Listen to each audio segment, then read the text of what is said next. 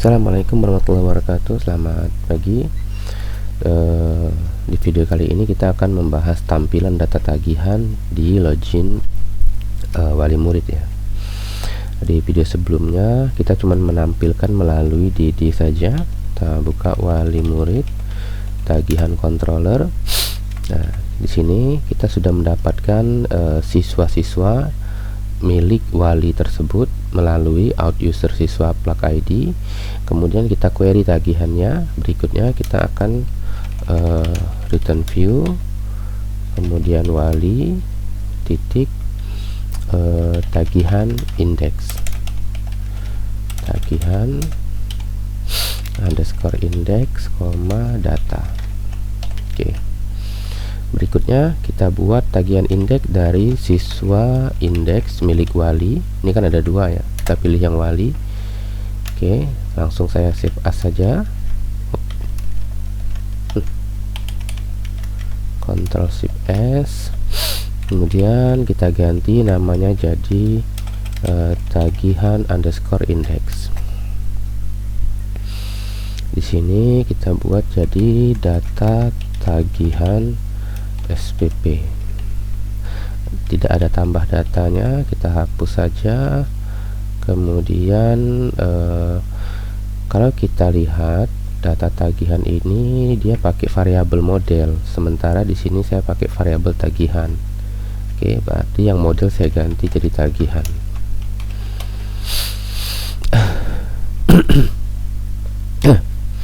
Kemudian apa sih yang ingin dilihat wali di tabel tagihan ini? Nah, pertama wali ingin melihat nama anaknya dulu ya, nama anaknya. Oke, saya hapus, NISN tidak perlu. Kemudian anaknya ini ada di jurusan mana, kalau sekolah itu ada jurusan, kelas juga sama, dia pengen tahu. Kemudian angkatan itu tidak perlu, angkatan tidak perlu, saya hapus. Created by ini saya ganti jadi status pembayaran. Ini kita buat tanggal tagihan ya, tanggal tagihan, tanggal tagihan.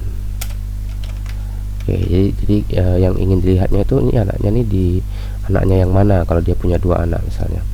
Kemudian tanggal tagihannya kapan, ini untuk tagihan bulan berapa, kemudian status pembayarannya seperti apa. Oke, kita langsung tampilkan saja. Untuk siswa itu tidak ada di tagihan, siswa adanya di siswa, berarti siswa nama. Ini saya hapus saja nih. Ini berarti siswa nama, lalu siswa jurusan, kemudian kelas, siswa kelas, kemudian tanggal tagihan, tanggal tagihan. Nah, status pembayaran, status. Oke, kalau kita refresh harusnya udah muncul seperti ini.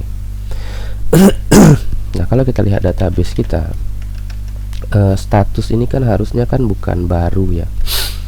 Status baru ini kan maksudnya untuk operator. Nanti kalau di operator tuh ada 3 status: baru, kemudian proses, kemudian baru, angsur, lunas. Nah, ini kita coba perbaiki dulu. Kita lihat database kita kemarin.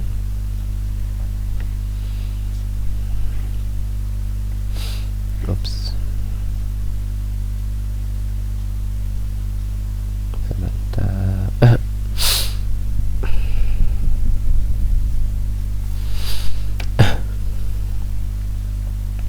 Kalau kita lihat di SQL yuk, database proyek penelitian ini. Ini akan kita perbaiki nih ya.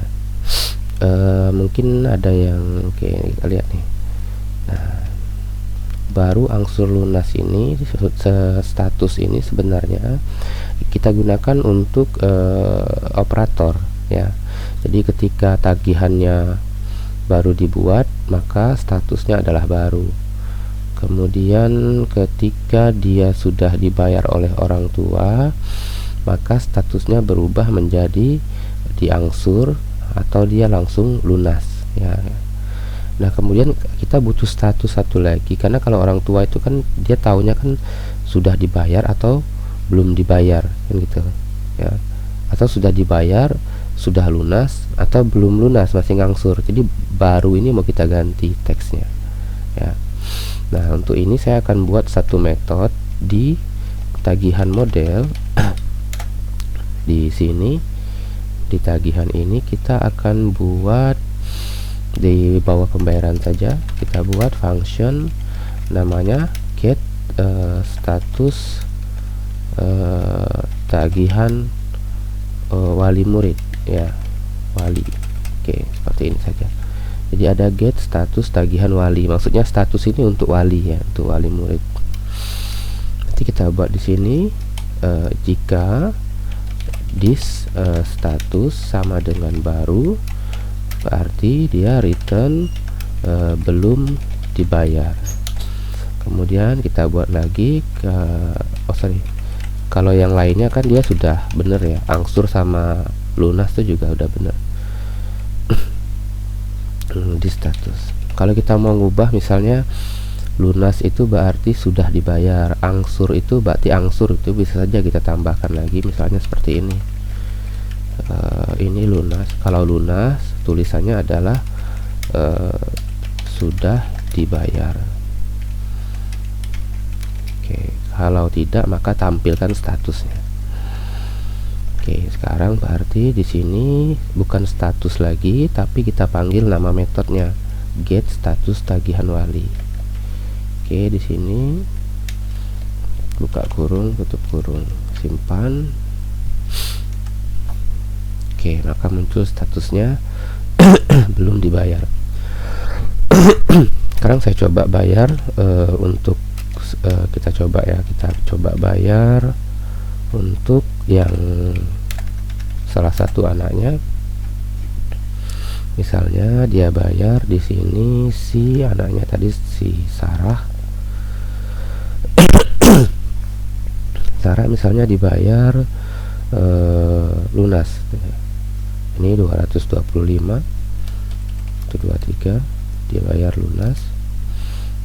Oke, status pembayaran lunas. Oke, sekarang kita cek di sini, maka statusnya berubah jadi sudah dibayar.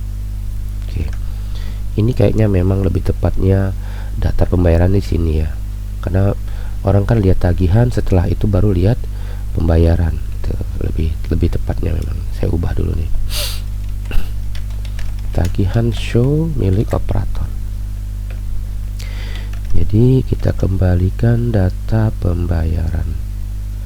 Data pembayaran itu kita masukkan lagi dia ke dalam, ini tutupnya sampai sini. Oke, ini saya seperti ini.